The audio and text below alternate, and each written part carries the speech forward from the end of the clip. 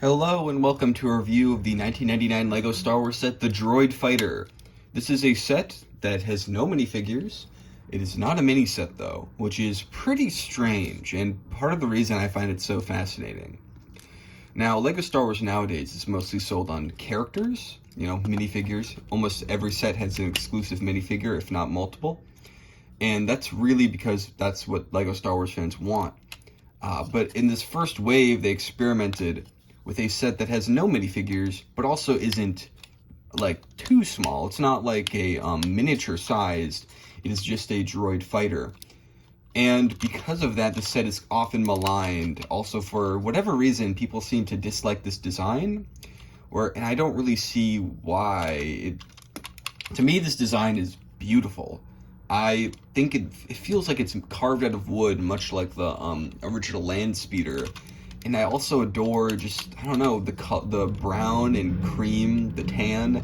It feels like homemade cookies, which is really funny. And you wouldn't expect it, but this has some actual features and some interesting prints.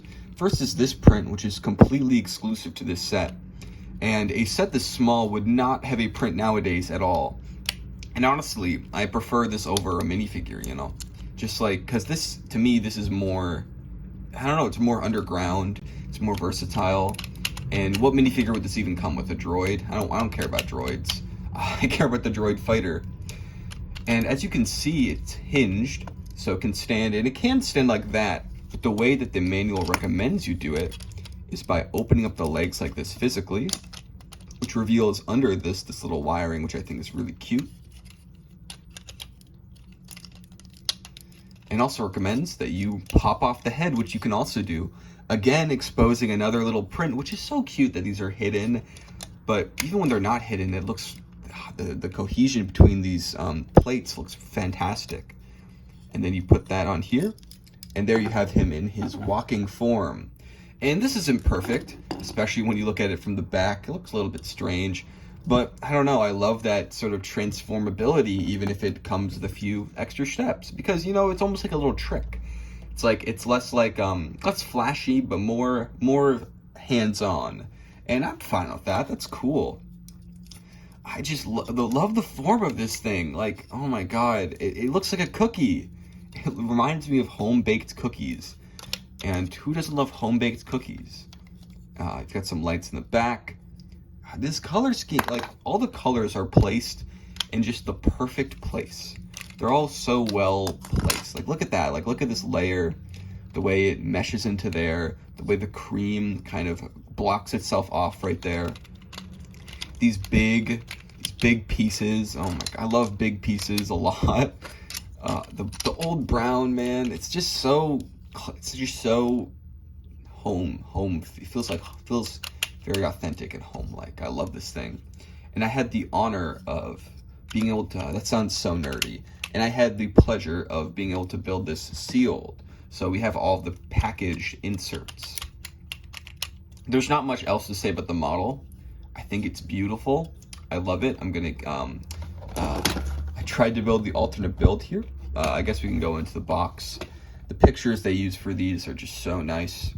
This one really, maybe doesn't do it justice in terms of just how nice and flat it feels, but I love the art. I love the art design. The graphic design is amazing. That font's wonderful. I love the little logo. I love the weird background they use. I love the photography. Here we've got an image of it in its upward form. I guess I put the head in the wrong place, but it's not really a big deal. A bunch of data here. Some of these other sets say the Phantom Menace. Instructions included for main model. They have to say that because there's no alternate build instructions. Here's this side. Not a lot going on these sides. Interestingly, like there's a little bit of the photo you don't really see. Haha.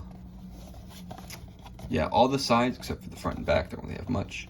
And here we get the one of these shots of it being built, which always looks a bit fantastic. I will say it's a little bit of a grainy photo on here, which is weird because this is very sharp.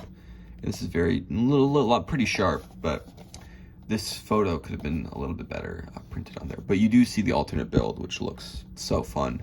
It's like a goofy walking guy who I did try to create and I did create eventually, but yeah, that's in the building video for this, because I did do a video of me opening this. Here's proof. Here's the sealed bag.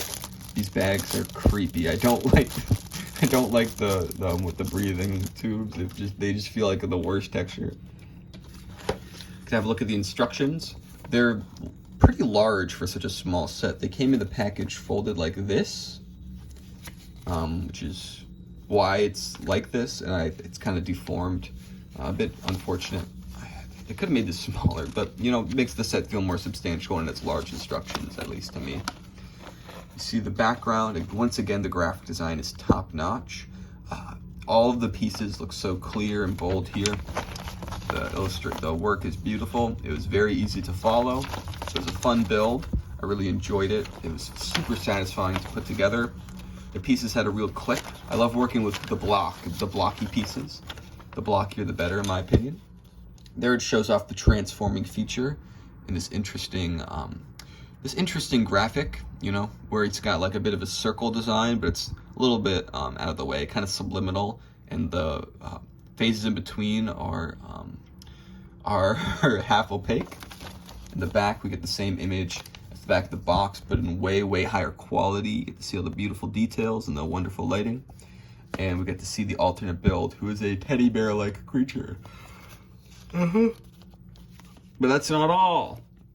We have two other things. Lego Mania magazine with Zach the Lego Maniac, or whatever that is, in the original X-Wing, and the TIE Fighters up there too, or I guess the TIE Interceptor.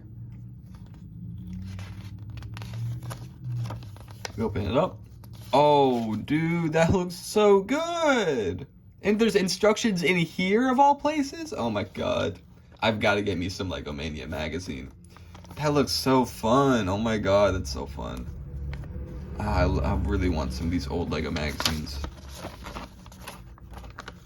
I remember that kid appearing in other parts of the marketing. Got a Spaceport dude, or whatever the one before Spaceport was. God, yawning so much. I'd love to see the creations at the time too. Really showing off that beautiful X-Wing. Oh wow, that's so fun. I'll have to take a closer look at that. Did they have the is that Unitron? Man, if they had a Unitron set, those kids were lucky. Oh man, what if they had the monorail of it? The Unitron monorail. That'd been crazy. I don't know why. Got this poster too. It's got the original X-Wing. I own this set. It's fantastic.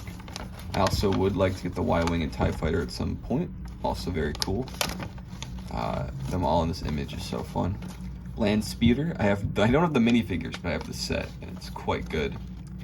2 speeders, another set I have.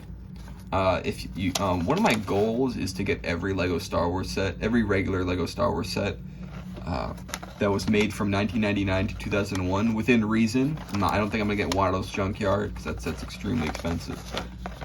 The main sets. Besides that, maybe I'll not do 2001. The Snow Speeder, the light gray one. Still very good design still. Rock Raiders, by the way, this is the ugliest looking thing I've ever seen. This lava, like, what were they thinking, man? You've got Rock Raiders. Another theme I actually have a few sets from. By a few, I mean I have the Rapid Rider and the Chrome Crusher. Sorry about the crinkling noises a lot. Very interesting to see that lava-esque lighting. Very warm. And we look at the back. We've got some other themes. The Slizers. Oh no, the Throwbots. Maybe I think they're called the Slizers in other books. I actually have one of them, Torch, but I would love to get the Electro or Turbo, because those are just such unique colors. Or Amazon. Lots of unique colors going around here. Actually, I think Torch might be the least interesting one, because that one's got the cool skis, that one's got turquoise, that one's got turquoise and green, which is a beautiful color combination. I guess that one's not that interesting. I mean, it's got the cool tubes. Maybe that one's the least interesting one. Jet. Granite, I love the tan. I love tan and black and tan and brown, as you can tell by this creation. And yeah, old purple is always a treat. spaceport rocket. I actually have this one. I'll review that after I clean out the battery acid. The Amazon line right here. That blimp was very hard to find. That plane looks so sleek though. I want to get that cute little spider set. Ninja. This is like the final boss for 90s Lego, I think. Like all these sets seem to be super hard to find and expensive, but they're so unique, and I haven't seen many people cover them or like talk about them in a satisfying way. I would love to get more info on all these sets and all their little details. It doesn't seem like they created too many new pieces besides accessories, but I think it seems like just the design work, the castle work is just beautiful.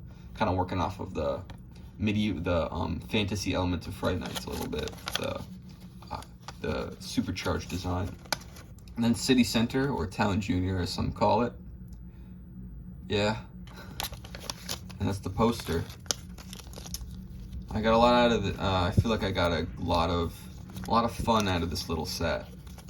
I think it's brilliantly designed. It's adorable, and I love it. I just love the classic Lego Star Wars, how every set feels like its own unique system. It feels like they're just throwing out all these interesting ideas. Like something like this, it's hard to think of anything that even comes close to all the unique attributes all together in one package. Just the prints, the color scheme, the medium scale design with no minifigure, which I guess they would do separately, but not all together like this. Especially not with this old blocky design these old blocky design sensibilities that I find really fun and really satisfying, really satisfying. But yeah, that's all there really is to be said about this set. I've probably talked about it way too long, but yeah, I love Lego Star Wars, the original waves, and I hope to be a Lego Star Wars boy. Thank you for watching.